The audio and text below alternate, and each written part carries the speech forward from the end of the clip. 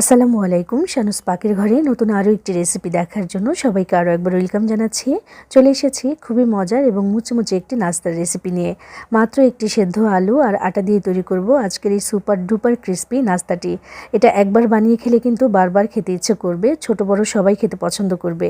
কাউকে খাওয়ালে বারবার রিকোয়েস্ট করবে আরও একবার বানিয়ে দেওয়ার জন্য, এতটাই মজার আর মুচমুচে এটি। তো চলুন আজকের এই মজাদার নাস্তাটা আমি কিভাবে বানিয়েছি সেটাই দেখে নেওয়া যাক। আর আপনি আমার ভিডিওতে একটা লাইক করে চ্যানেলটি সাবস্ক্রাইব করে পাশেই থাকবেন আশা করছি। বিসমিল্লাহির রহমানির রহিম। প্রথমেই চুলায় একটা প্যান বসিয়ে দিয়েছি, এর মধ্যে আমি 2 টেবিল চামচ পরিমাণে তেল দিয়ে দিলাম। এরপর দিয়ে দিলাম আধা কাপ পরিমাণে পেঁয়াজ কুচি। এবার এটাকে একটু ভেজে নিতে হবে। তো এখানে ছোট্ট একটা মিস্টেক করেছি, সেটা হচ্ছে পেঁয়াজ দেওয়ার আগেই কিন্তু চাইলে একটু আস্ত জিরা দিয়ে দিতে পারেন ফোড়ন হিসাবে, সেটা ফ্লেভার খুব ভালো লাগে।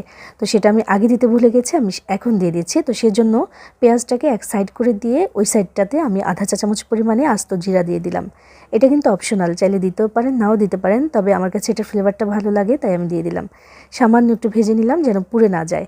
এবার পেঁয়াজের সাথে একসাথে ভাজবো। পেঁয়াজটা যখন এমন নরম হয়ে আসবে তখন এখানে দিচ্ছি 2 থেকে 3টির মতো কাঁচা পাকা মরিচ। এটাকে কুচি করে রেখেছিলাম, দিয়ে দিলাম। দিয়ে এবার একসাথে ভেজে নিচ্ছি আর একটু লাল হয়ে যাওয়া পর্যন্ত। যখন এমন একটু কালার আসতে শুরু করেছে তখন আমি এখানে দিয়ে দিচ্ছি পানি। আমি যেই আটাটা দেব সেই হিসেবেই পানিটা দিতে হবে। আমি 1.5 কাপ পরিমাণে আটা দেব, তো এটার সাথে আমি 2 কাপ পরিমাণে পানি দিয়ে দিচ্ছি। 2 কাপ পানি দিলাম। দেওয়ার পরে এবার এখানে দিচ্ছি আমি 1 চা চামচ পরিমাণে সাদা তিল, 1 চা চামচ পরিমাণে চিলি ফ্লেক্স, আর এরপরে আমি এখানে দিয়ে দিচ্ছি লবণ। এখানে আমি লবণটা দিলাম, আটা দেবো আলু দেবো সেই হিসেবেই 1 চা চামচের একটু কম দিয়েছি। 1 চামচ করে জিরা আর ধনিয়া গুঁড়া দিয়েছি, 1 চিমটি পরিমাণে হলুদের গুঁড়া দিয়েছি। এটা সামান্য একটু কালারের জন্য দিয়েছি, এটাও কিন্তু অপশনাল, না চাইলে নাও দিতে পারেন। এবার আমি সব কিছু একসাথে ভালো করে মিশিয়ে নিচ্ছি এবং মেশাতে মেশাতে কিন্তু বলক উঠে যাবে।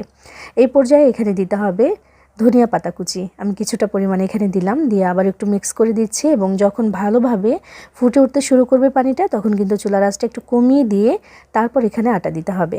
আমি এখানে দিচ্ছি 1.5 কাপ পরিমাণে আটা। আটার সাথে পানির পরিমাণটা কিন্তু একটু বুঝে শুনেই দিতে হবে। তো এই জন্যই 1.5 কাপ আটার সাথে আমি 2 কাপ পানি দিয়েছি।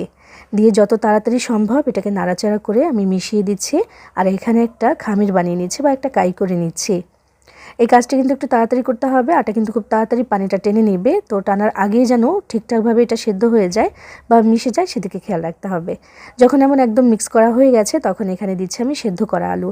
আগে থেকে আমি একটা মাঝারি সাইজের আলু সেদ্ধ করে এভাবে করে ম্যাশ করে রেখেছিলাম, তো সেটা এখানে দিলাম। এবার কিছুই না, এই আটার যে খামিরটা হয়েছে এটার সাথে একটু মিক্স করে নামিয়ে নিতে হবে। চুলার আঁচটা কিন্তু শুরু থেকেই কমিয়ে রেখেছি আমি, মানে ওই যে আটা দেওয়ার আগে যে কমিয়ে দিলাম এটা কমানোই থাকবে, নইলে কিন্তু আবার পুড়ে যেতে পারে। তো এটাকে মিক্স করে নিয়ে তারপর নামিয়ে নিতে হবে। আর এখন কিন্তু একটু চাইলে লবণটা চেক করে নিতে পারেন যে আটা আর আলুর সাথে লবণটা ঠিকঠাক আছে কিনা। যখন মনে হবে যে ঠিকঠাক একটা খামির এখানে রেডি হয়ে গেছে তখন এটাকে চুলা থেকে নামিয়ে একটা ছড়ানো পাত্রে এভাবে দিয়ে একটু হালকা ঠান্ডা করে নিতে হবে। মানে এমন ঠান্ডা হতে হবে যে আমি হাতে ধরতে পারছি তেমন। তো এটা একটু ঠান্ডা হয়ে এলে এবার আমি এখানে দিয়ে দিচ্ছি আধা কাপের থেকে একটু কম পরিমাণে কর্নফ্লাওয়ার।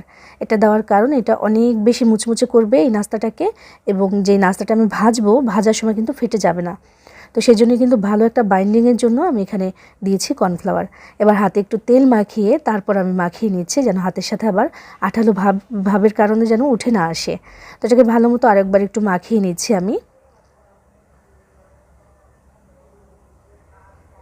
এটা মাখানো হয়ে গেছে, মাশাআল্লাহ সুন্দর একটা খামির বা একটা মিশ্রণ কিন্তু আমি এখানে পেয়ে গেছি। এবার নাস্তাটা যে কোনো শেপে বানিয়ে নিতে পারবো। তো বানানোর আগে আমি হাতে একটু তেল মাখিয়ে নিচ্ছি, 2 হাতেই একটু তেল মাখিয়ে নিতে হবে যেন লেগে লেগে না থাকে। এবার নাস্তাগুলো আমি ছোট ছোট বলের আকার করব, একবারেও ছোট না, আমি দেখিয়ে দিচ্ছি। যত বড় করতে চান সেই হিসেবে মিশ্রণটা নিয়ে নিলেই কিন্তু হবে। এবার 2 হাতের তালুতে একেবারে ঘুরিয়ে ঘুরিয়ে সুন্দর একটা বল বানিয়ে নেব যেন কোনো ক্র্যাক বা ফাটল থেকে না যায়। তো ফাটল থেকে গেলে কিন্তু ভাজার সময় এটা একেবারেই ফেটে যাবে, তো সেজন্য একটু খেয়াল রাখতে হবে। তো দেখেন বলটা যে এই সাইজে বানিয়েছি আর এই নাস্তাটা কিন্তু ফুলবে না। এই নাস্তাটা কিন্তু একেবারেই ফুলবে না, যেমন আছে যতটুকু বানিয়েছি এটা এমনই থাকবে, এতটুকুই থাকবে এবং সুপার ডুপার ক্রিস্পি হবে। এটা দেখবেন ভীষণ সুন্দর একটা নাস্তা হয়েও যায় তাড়াতাড়ি অল্প কিছু উপকরণে। তো এই যে এই একইভাবে আমি সবগুলো বল এখন বানিয়ে তারপর আপনাদেরকে দেখাচ্ছি। সবগুলো বল বানিয়ে নিয়েছি। মাশাআল্লাহ দেখেন মাত্র একটা আলু দিয়েছি আমি মাঝারি সাইজের, আর দিয়েছি 1.5 কাপ আটা। সেটা দিয়ে কতগুলো নাস্তা হয়েছে মাশাআল্লাহ। বিসমিল্লাহির রহমানির রহিম। এগুলোকে আমি ভাজার জন্য চলে এসেছি। পর্যাপ্ত পরিমাণে তেল গরম হতে দিয়েছিলাম আগে থেকেই। হাই হিটে তেলটাকে গরম করে নিয়ে সেই অবস্থাতেই কিন্তু এখানে নাস্তাগুলো দিয়ে দিতে হবে, কারণ এই নাস্তাগুলো মানে দেওয়ার সময় যদি চুলা আঁচটা কমানো থাকে এটা কিন্তু ফেটে যায়। তো সেজন্য একটু বাড়ানো থাকা অবস্থাতে আমি এখানে দিয়ে দিচ্ছি। নাস্তাগুলো দিয়ে প্রথমে কিন্তু নাড়াচাড়া করা যাবে না, যেহেতু এটা অনেকটাই নরম আছে। এখন আমি প্রথমে 2 মিনিটের মতো সময় দিচ্ছি এটাকে। 2 মিনিট পরে এটা শক্ত হতে শুরু করবে, মানে বাইরের যে আবরণটা এটা একেবারে মুচমুচে হতে শুরু করবে। তখন আর নাড়াচাড়া করতে কোনো অসুবিধা হয় না। চুলার আঁচটাকে কিন্তু এখন আমি মিডিয়াম টু হাই হিটে রেখেছি। পুরোপুরি বাড়ানো থেকে একটু কমিয়ে দিলাম, দিয়ে এবার নাড়াচাড়া করে আমি এগুলোকে ভেজে নিচ্ছি। একদম সুন্দর করে চারপাশ থেকে যেন ভাজা হয়ে যায়, সেজন্য বারবার করে নেড়ে চেড়ে আমি এগুলোকে ভেজে নিয়েছি। সময় লেগেছে 6 মিনিট।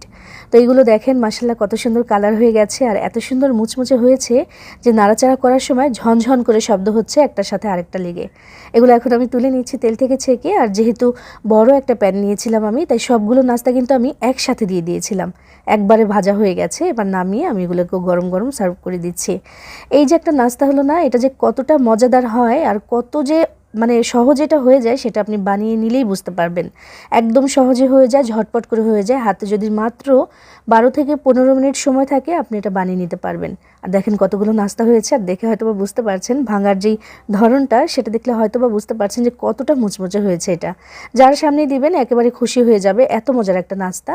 আর আমরা কিন্তু মোটামুটি প্রায় সব বাড়িতেই এমন মুচমুচে নাস্তাগুলো একটু বেশিই পছন্দ করে সবাই। বানিয়ে খেয়ে দেখবেন, ভালো লাগবে ইনশাআল্লাহ। সবাই ভালো থাকবেন, সবার জন্য সবাই দোয়া করবেন। আল্লাহ হাফেজ।